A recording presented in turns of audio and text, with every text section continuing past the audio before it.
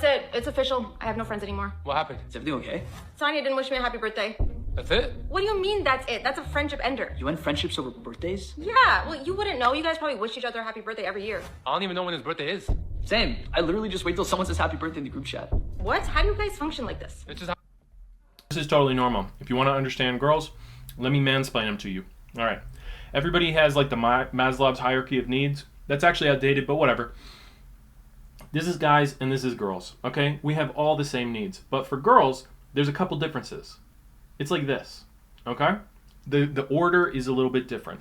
And at the top of girls' pyramid, this guy right here, this really important guy right here, is the need for connection. And if you can understand that, if you can accept that as true, then everything else makes sense. You can deduce basically everything else about women and why they act the way that they do.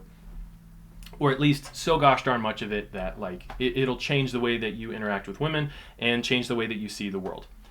So why do girls keep track of each other's birthdays, favorite colors, where they were from, who their family members are, and what their relationships are with their distant nieces and nephews, what they had for dinner the other night, what they did on the weekend, etc. It goes on for fucking ever. Why do girls do that? Why do they keep track of that stuff? And like the girl in this short right here, why do they get offended when you don't keep track of this stuff? Well, one of the main reasons that girls keep track of this stuff is because the other girl will get offended if you don't keep track of this stuff. So it's kind of like a chicken and the egg type situation there. But why does this whole thing arise in the first place? Okay, what you got to understand about girls is that they chase connection. And it's a very specific kind of connection. It's a deep, intimate connection where you know each other deeply, okay? But this need comes online when you're a child and you're growing up. It comes online at a very young age. There are plenty of accounts of teachers and parents and psychologists, etc., who notice that young girls, when they go into like their first day of like kindergarten in some cases, these young girls are secretly hoping, and sometimes not so secretly hoping, that they are going to find their best friend on the first day of school. And then they either do that and they're super happy, or they don't do that and they come home and they're crying and the parents ask them what's going on, or the researchers ask them what's going on, and they say, I didn't find my best friend. Who knows who is beaming this idea into the minds of little kindergarten girls, but it's common enough that people write it down and they talk about it. Okay, so because this need for connection comes online at such a young age, you are faced with a problem if you are a young girl. The problem is I need to connect with other people, probably other young girls, just because that's how, obviously that's how it would work out. But I don't have anything to connect over. I'm 6 years old or however old, right? I don't have a life history. I didn't go through college. I didn't go through I travel throughout Europe for a couple of years. I haven't had my own job, so things that somebody my age would like. It would be really easy to connect with another person my age over our shared histories or shared experiences or shared perspectives, or maybe completely different perspectives, but a mutual appreciation for somebody who's different than you. That's something that you learn when you're a fucking adult. But how do you connect when you are a child? It's difficult. So what do? Connection is all about similarities. So what similarities are possible when you are a child? Similarities that are possible. Your emotional state, okay? I'm feeling this emotion right now in this moment, and then another girl comes up and she copies you. So that is a tactic that girls learn to connect with one another. So if you see two girls and they can be adults, right? If you see two girls and one of them has an emotional state and then the other one immediately mirrors that emotional state, this is not, by the way, a strategy that is exclusive to women. It's just you see it more often in women, especially younger girls as they're growing up. If you see a girl have an emotional state and then another girl mirror that emotional state with like little to no delay and little to no questioning of like, is this emotional state valid? Do I want to entertain this emotional state? Is there like, what is the reality of the situation? And is it giving rise to a correct emotional state? Nothing like that, right? The second woman just copies the first. Why do you think she's doing that? She's doing that to foster connection. Okay, what are some other things that young girls can connect over? They can connect over styles, right? They can connect over the clothes that they wear. And when you're older, there's like styles and fashion and all that kind of stuff. But when you're younger, it's literally as simple as I like Elsa, so I'm going to dress up as Elsa. It doesn't need to be complicated. In fact, it can't be complicated. That's kind of the whole point that I'm trying to make right now. When you're young, connection cannot be complicated. What events am I going to? Did I also go to the Taylor Swift concert? Did I also go to the sleepover? Did I also go to the party? Did I also go to the recess? You know, or did I go to the same place during recess? Did I go to the pool on the weekends? Like, these are the things that young girls keep track of because they are trying to foster connection. And if they find that everybody else went to the sleepover but they didn't go to the sleepover, well, first of all, that's a red, alarm, because they're not connecting with their peer group, but also at the same time, they're missing out on the opportunity. So now they have to figure out, oh, how do I get invited to the sleepovers, etc. Okay? But here's the big one, and this is the really big one, is that for the purposes of this video, is that I can just share information about myself. And if other people know information about me, then it's like they're connected with me, right? Because we share the same thing. So if I share with you what I did yesterday after school, and then you share with me what you did yesterday after school, now we are more connected. And this is something that you can do when you are in fucking kindergarten. Oh, my favorite color is orange. Oh, this is my birthday, because birthdays are important to little kids, right? Oh, I live over here. I live in a big yellow house. Or, what was the other thing I was going to say? This is what I ate last night, right?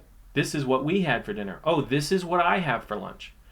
And so what this phenomenon that happens is that these young girls, they just, all of a sudden, they learn, they pick up on, oh, if I just share information about myself, and then the other person shares information about themselves, and I remember what she said, and she remembers what I said, now all of a sudden, we're connected. And there's a simulacrum, there is an attempt at that deep, meaningful, intimate connection that every girl deep inside is looking for. So what ends up happening is you'll have events like this webcomic, right? Or you'll have events like when I was in college, I was studying with one of my study buddies, and I started talking about this stuff because that's right when I figured it out, and I was excited to share it with somebody. And he says, oh, dude, that's crazy. That's exactly what my girlfriend does. She was like 20, 21, something, that age range, right? And what she did is that right before they went to bed one night, he looked over at her and he was like, hey, let's go to bed, wink, wink. And she said, okay, yeah, sure. Oh, wait, I forgot to wish my friend a happy birthday. So then she whips out her phone and she goes on Snapchat, and there was like 17 snaps that she had missed, right? And what were all of the snaps? They were all other girls who were sending basically selfies of themselves, just like super basic, like take a picture and then send it to my friend, right? And so she would go down the list and she would click on this selfie, and then she would see that it's just like, or click on this message, see that it was just like a totally basic selfie, and then she'd send one back, and she'd send one back, and she'd send one back. And maybe she'd say like, oh, I'm cooking dinner right now. Oh, I'm reading this book right now. Blah, blah, blah, blah, blah. It doesn't matter what she did, right? As long as she was sure to get that happy birthday in there and was sure to respond to these other girls. Another big one is like, if a girl talks to you, then you talk back to her, even if you have nothing to say. That's like another example of information or things that you can have in common. So as you can see, this kind of behavior, it doesn't go away once you are in 4th grade, you know? It doesn't go away once you reach 10th grade. It doesn't go away once you're 35. Grown-ass women who are in their 70s still engage in this kind of behavior, because that is the expected behavior for women to interact with one another. They are trying constantly, 100% of the time, they are trying to connect with each other, and they are trying to connect with you. Obviously not 100% of the time, but it's like, it's so close, it's barely distinguishable, okay? And if you offer them a chance to connect, they will almost always take it.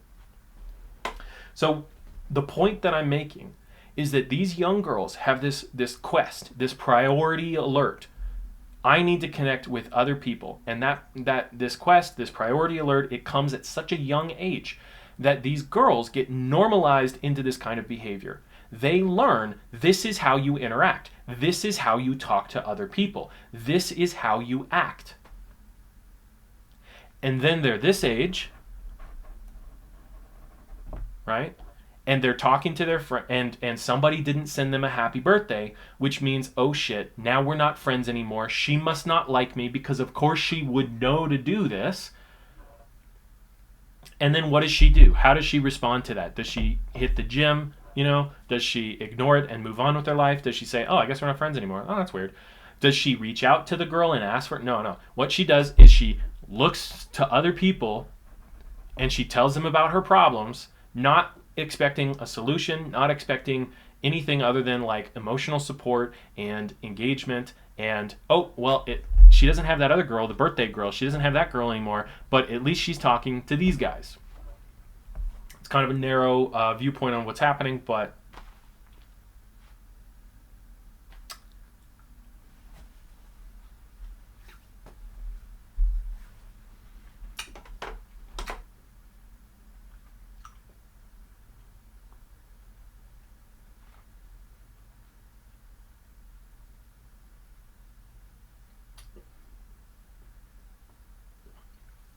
so an important part of all this is to understand that as girls are growing up, they develop this fantasy image in their head of a perfect friend. And this comes from a lot of different places. For instance, and I'm not going to list all of them, but it comes from, hey, internally, what is the kind of friend that I would want to have? How would I want to be treated? Okay. How am I taught from other people that a friend is supposed to be? When I watch a movie about friends and it's like a Pixar movie or something, how do those friends interact with one another? Okay, that's a great source of information for like what a friend should be. And then there's also like a lot of harsh lessons that young girls learn in social environments that push them towards, oh shoot, if I don't send Maria a happy birthday text, then she's going to get mad at me. And now our friendship is going to be more difficult to maintain, or maybe it's all going to go down in flames, so on and so forth. Okay, so I'm expected by the people around me, by my social circles, by my peers, to act this way in a friendship. And I want the friendship, so I guess I'll be acting that way. And there's more examples, there's more sources of like where the image of a perfect friend comes from. But the point is that these girls are really, really serious about the idea of friendship. They are really, really serious about being connected. Much like young guys have this idea of a perfect man who I aspire to be, right? I'm not saying that all guys do that, but like a lot of them do. Well, a lot of girls have this idea of a perfect friend. And the girl, needs to be that perfect friend. But a lot of these ideas about a lot of these ideals about who she needs to be are formed at very young ages. And the game at a young age is very different than it is as a grown-up. Now, I'm not saying that grown-ass women should not be sending each other happy birthday texts because they want to stay in touch and because they care about each other. I'm not really commenting on whether or not that specifically is something that grown-ass women should be wasting their time on. What I am saying is that the expectation of acting this way comes from when the girls are girls, when they are children. That's where that expectation develops. And it happens to almost every girl out there, and it happens at such a young age that you don't even remember learning that lesson. You just think, oh, this is the way it's always been. This is the way it is. This is what it means to be a good friend, etc. Okay.